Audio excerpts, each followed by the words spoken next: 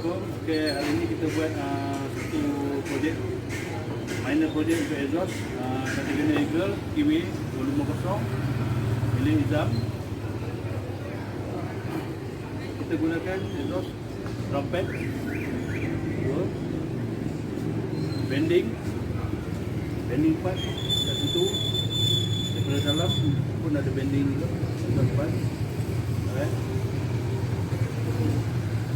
Motor ni baru keluar dalam dia punya meter pun baru dalam 1136, tapi owner membuat-buat untuk custom.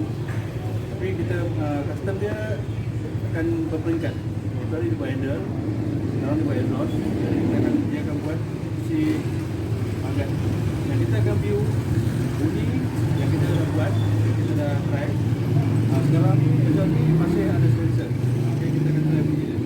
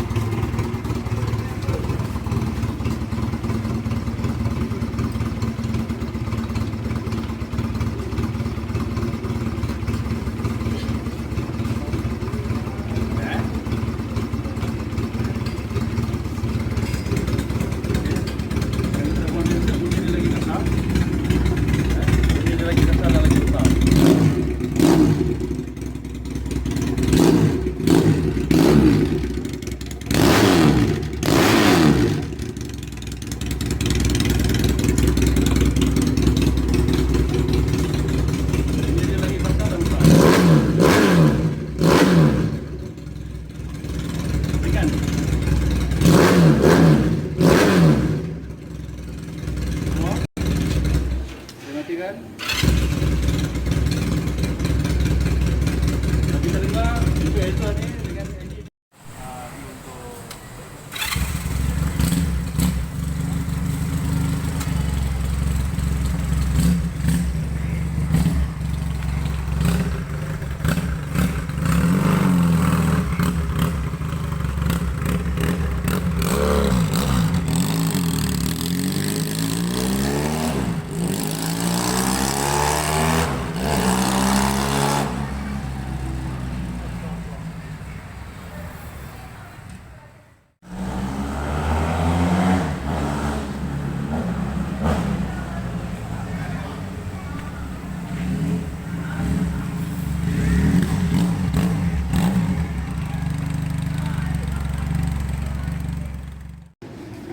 kita akan test bunyi, Ben.